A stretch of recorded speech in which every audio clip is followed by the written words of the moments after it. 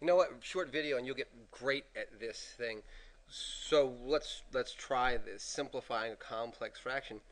I guess the first clue I would give you is this: you gotta kind of have a starting point. You're not gonna just see this in your brain. So this is what I'm gonna do. I'm gonna pull this piece out right here, and I'm gonna look for a replacement piece for this.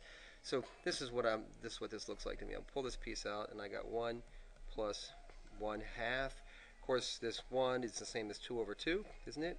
So 2 over 2, this is 3/2, isn't that right? So 3/2, so I'm going to take this out now, and I'm going to take my replacement piece. I'm going to go back this way with it. Right, this is going to go to here. So I take this out, right? Take this piece out and plug it back in. And I'm not letting myself, frankly, think about the rest of this problem, just 3/2, right?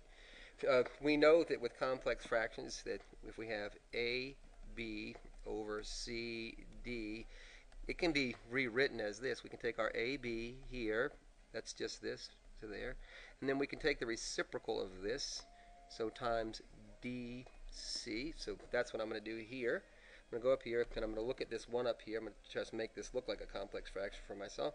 Then I'm going to, frankly, pull this piece of work out here, pull this piece of work out to here, and say, okay, now we have 1 over 1 times 2. All right, let's take a look at this.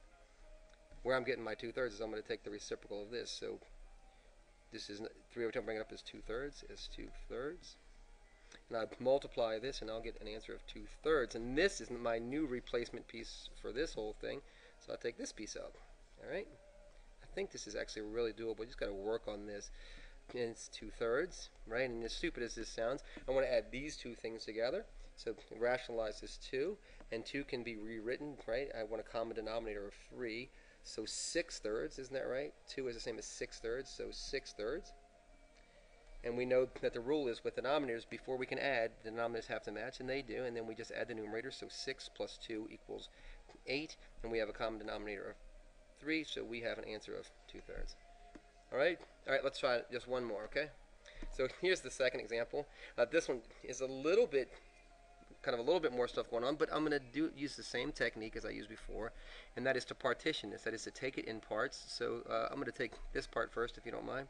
I'm going to pull this part out, and I'm going to put it up here, and then I'm going to just start working on it. So I have this 2 plus 2/3.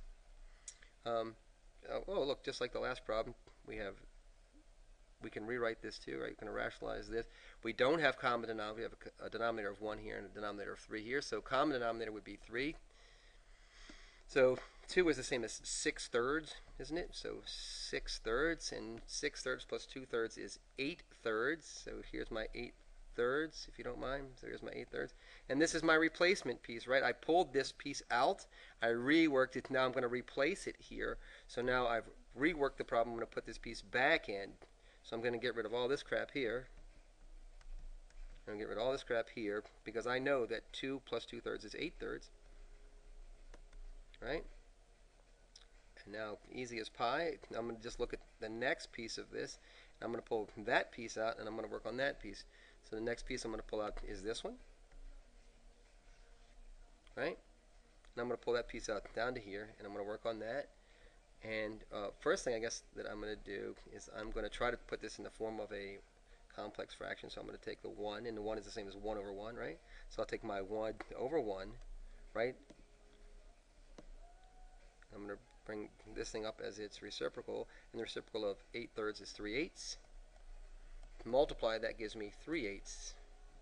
So here's this piece that I just captured. I'm going to replace this now, right? I'm going to look for a replacement piece, and this is my replacement piece.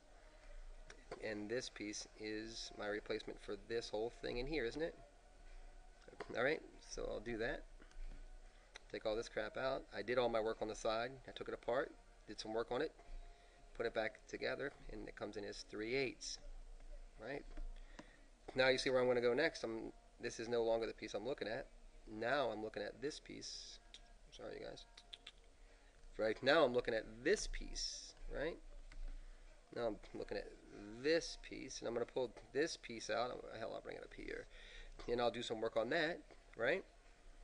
So that will look like this. Here's this one is this one, but this 1 is the same as 8/8. So here's my 8 over 8 plus 3/8. is equal to 11/8, isn't it? Right? So this 1 is the 8/8, this 3/8 is this 3/8. I add them together, I get 11/8. So now I'm going to come back here. I got this replacement piece right here. Right? So this is my replacement piece, and the replacement piece is what, and this is what I'm going to replace with this replacement piece. This whole thing right here, right? So I take all this crap out of the inside. Right? So far, so good, I hope. And we said 11/8, so this 11/8 is here. Right? I can simplify this now. Now, obviously, I'm looking at this piece. I'm going to take this stuff out here because now I'm looking at this thing in a bigger way. But if you see, I'm trying to be really systematic about this. So now I'm looking at this whole thing. I'm going to take this as a complex fraction. And all I'm going to do, just for visual sake, I'm just going to show this is like this, okay, 1/1. And we know the rule if you go back. So this is going to come up as its reciprocal, right, and multiplied by 1. So now we have 2 plus 8/11, right? This 2 is this 2.